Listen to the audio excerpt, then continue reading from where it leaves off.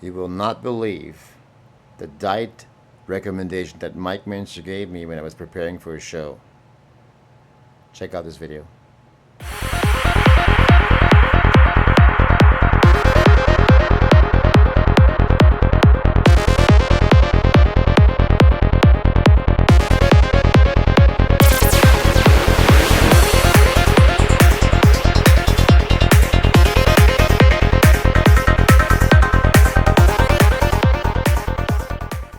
First of all, I want to thank all of you out there for hitting that like and subscribe button lately because my channel is growing enormously. I'm loving it. I'm fucking loving it. So thank you so much for that. And if you haven't done it, you know what to do. Let's get into the video right now. And this is about a story that I'd like to share, another Mentzer story. Something that helped me tremendously in my progress as far as, gains, losses, fat loss. Mainly it was about fat loss. It was about me getting ready for competition in the 90s, late 90s.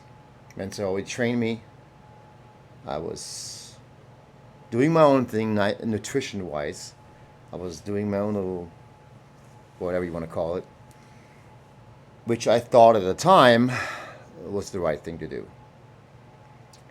And let me explain to you what that actually was.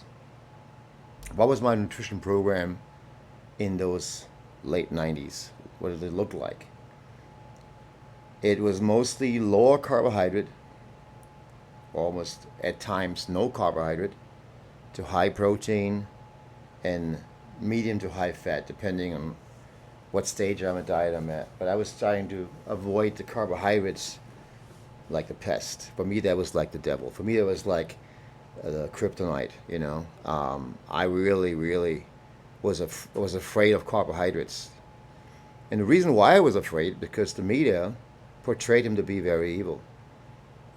The 90s, there was a phase, it was a time, an era, a wave, diet fad where people talked about low carb diets, the low carb this, the low carb that. Anything what you can look at was always low carb, zero carb, high fat. Remember the Perillo diet? That was a big one. Yeah, I definitely followed that one as well. I even bought all their oils and shit. Shit my pants with it. This stuff is horrible. But I didn't care. For me, it was just about getting in shape and getting that ultra dry, lean look for the competition. That was the goal, okay? It wasn't about gaining size or something like that. It was about, really that fine tuning before that last couple weeks before the show. And I thought I nailed it. And for the most part, I didn't. For the most part, I fucked it up.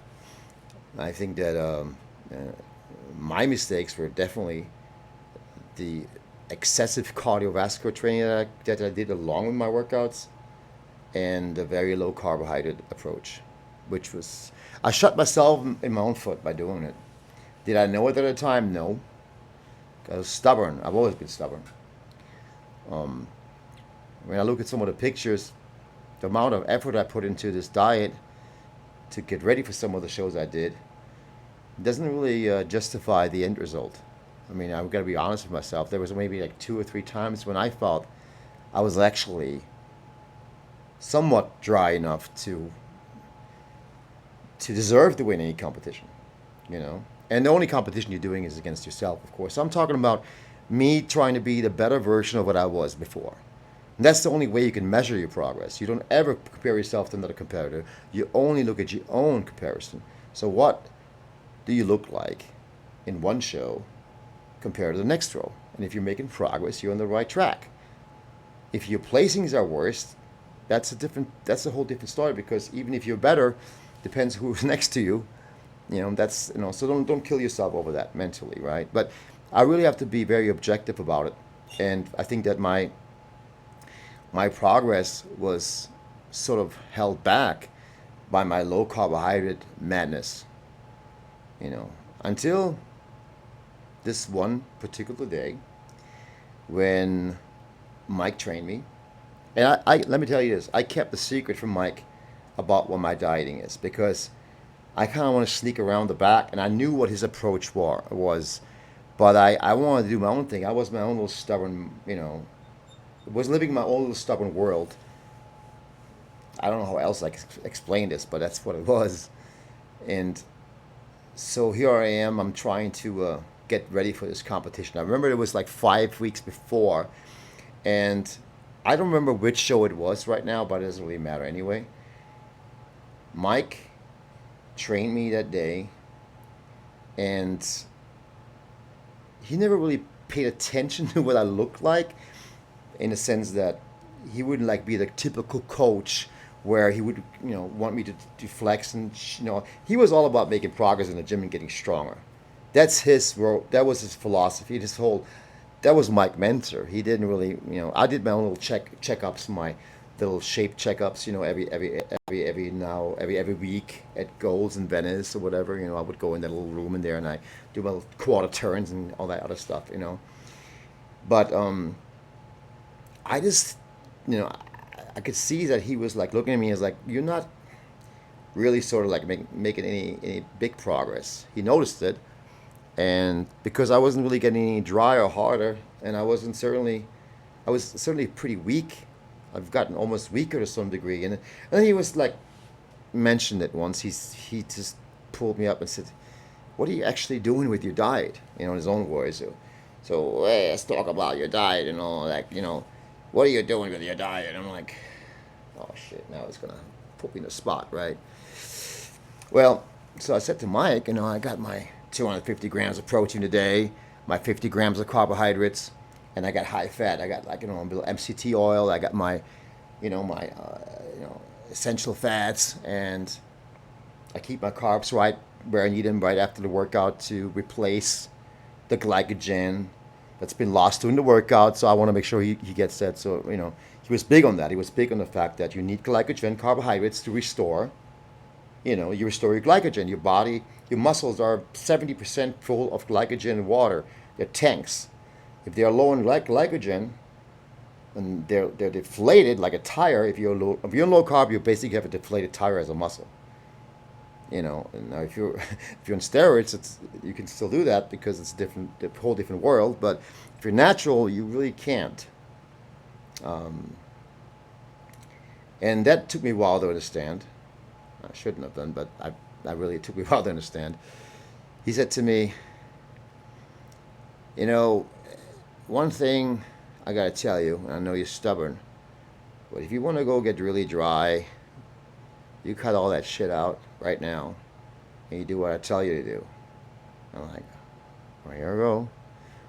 I'm about to 4 weeks out from the show, and if I fuck this up right now, I know I'm not. But I didn't make any difference. It didn't make any progress anyway, so it didn't really matter, And then of course it's Mike Mentzer. He's not gonna tell me some bullshit. But then again, I was stubborn. Let me take this back. I was very stubborn, right? So he said to me, "Look, when I was dieting, I was eating 80 grams of protein a day at the most."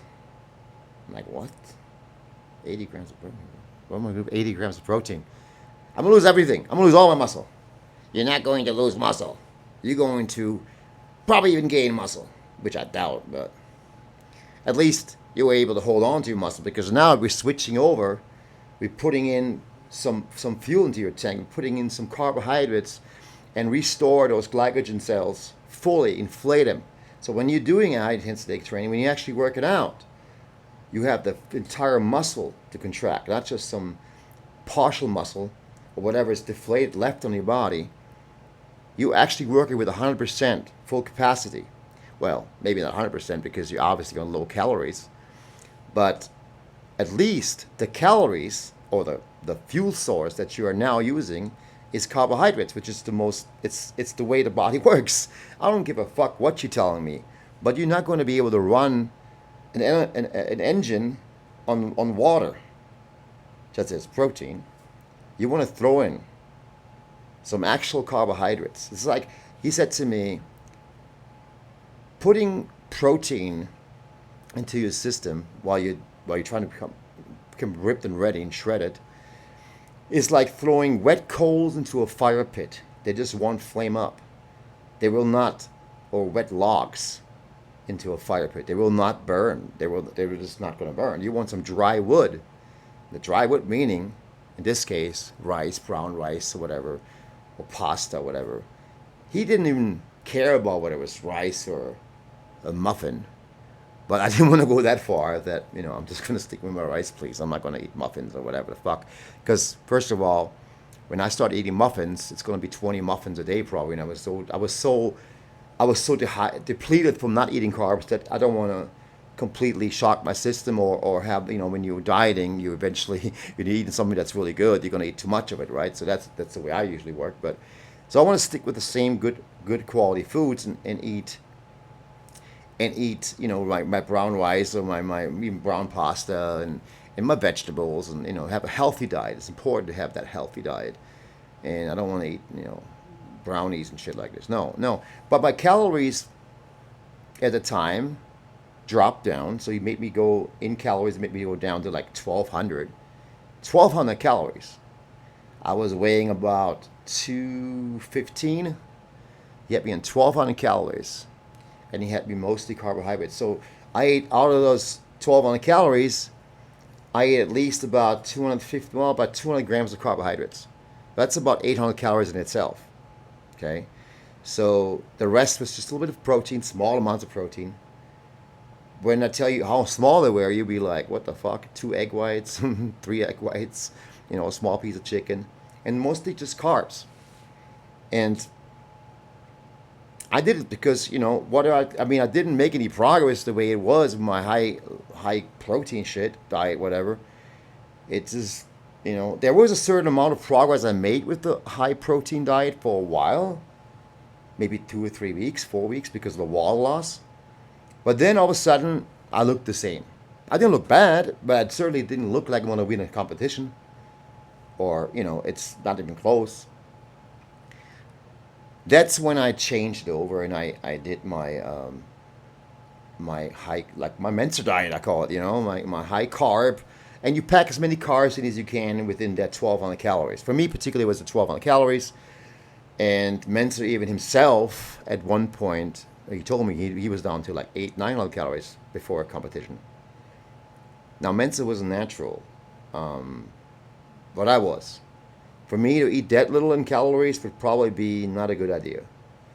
I would be too small, probably. And this is another thing is when you are doing natural shows and you can only work with such a limit of what you can do. You're not going to be bone dry at 215, 20 pounds. It's just not going to happen. It's not going to be glute striated at 220 pounds. It's not going to happen. You're going to be lean. You're going to be shredded, lean. Are you going to be dry? Probably not.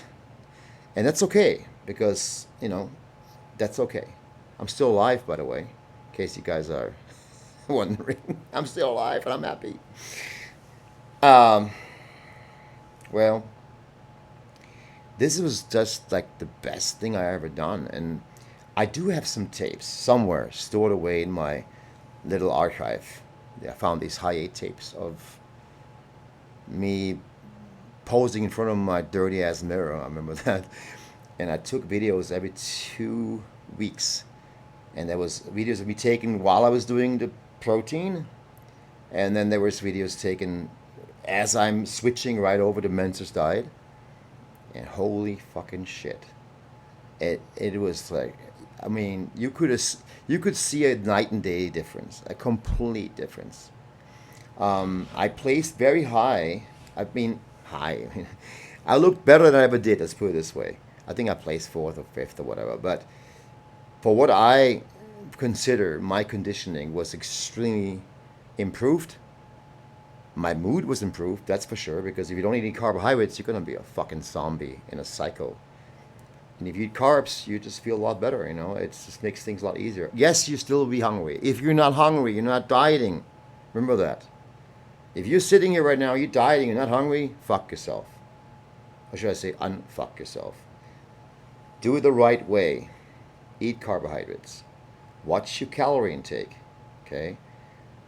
Watch your fats, of course. Eat healthy. Eat a balanced diet. That's all there's to it. 60%, 25, 15. That's all you need to do. Don't overcomplicate shit. Drink lots of fluids. Cheers.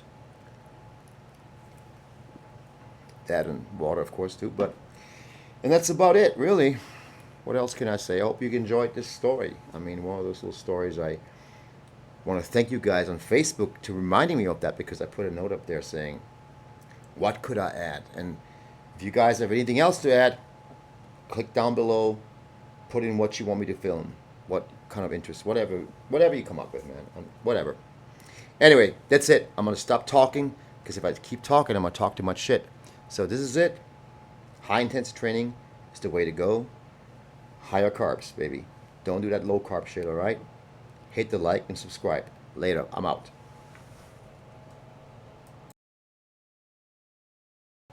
You probably have heard that saying that insanity is doing, the definition of insanity is to do the same thing over and over and expect different results. That was by Albert Einstein. Well, speaking of Einstein, I guess Mentzer could be called the Einstein of bodybuilding, couldn't he?